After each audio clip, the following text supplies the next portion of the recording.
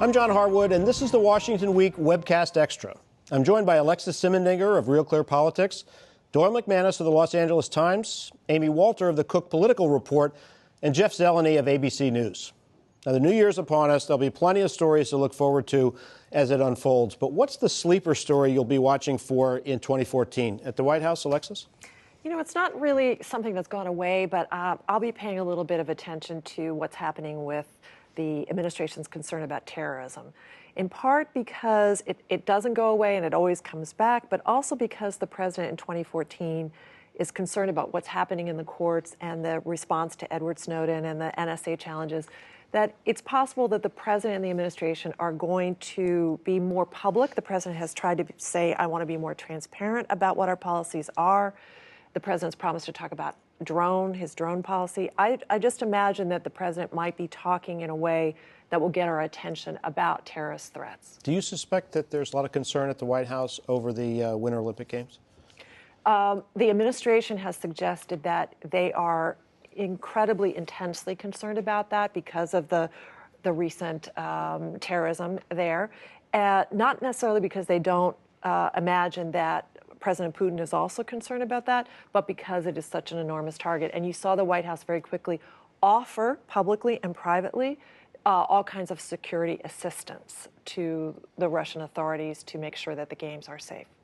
Doyle, we've had a tremendous amount of attention to nuclear talks with Iran, to John Kerry shuttling around the Middle East trying to get the peace process going. What do you see sort of flying under the radar in terms of a national security priority, foreign policy priority? Well, I'm going to mention two. One isn't really under the radar. It's big and it's out there, and it's Asia.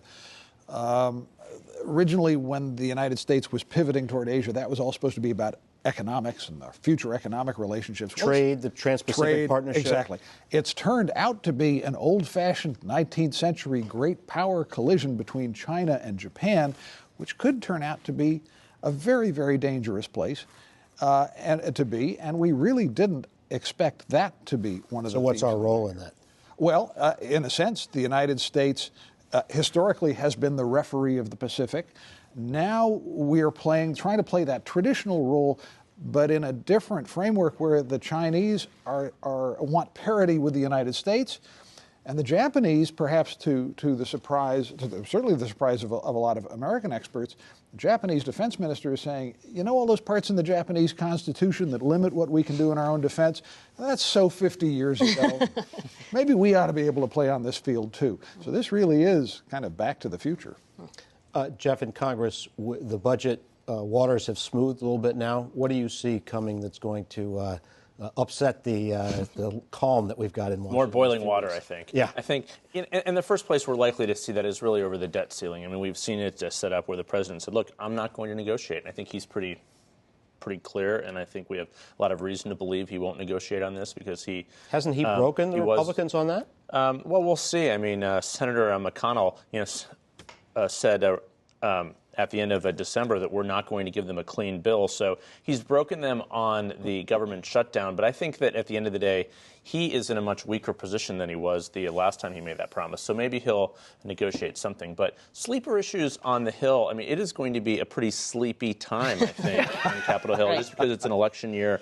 Maybe some immigration, maybe some other things. But I think that there's not a lot of things, except the NSA surveillance things. We're again going to see this sort of interesting alliance between libertarians and Democrats and some establishment of Republicans sort of on the other side of this. And this really is going to be the first time that this administration has been challenged as significantly. So all of Edward Snowden's leaked things are going to keep a lot of people busy on the Hill. All right, try to stay awake through that sleepy time. I know Caffeine. Amy's going to be awake all year That's right. long. You can come hang out with me. We'll spend our weekends on the road. That's right. In congressional races. There we go. So, Amy, it's not all NZ Cheney, McConnell, Bevin, Cochran, McDaniel. Some of the smaller races, House races, are things that I'm sure you're watching. Yeah, and you know what else I'm honestly really worried about, and just my own, this is not for world peace or anything, but just is that the race for control of the Senate is not over on Election Day.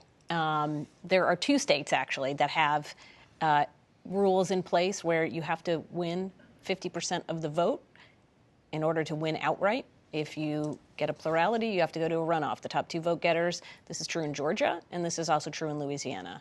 Now, both of those races are expected to be very, very close, especially if Georgia. Why should a race for the Senate in Georgia be close?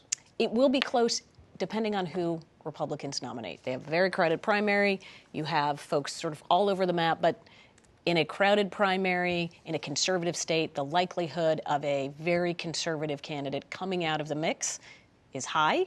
And you also have, for the first time in a long time, Democrats with a real deal candidate. Michelle Nunn, the daughter of longtime former Senator Sam Nunn, looks like she's running a very good campaign up until this point.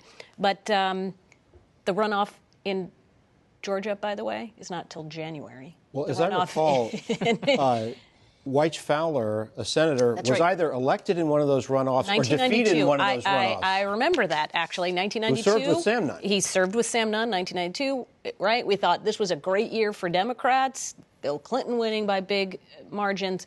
Democrats actually lost seats in the House. And then Wyche Fowler didn't get 50% in November.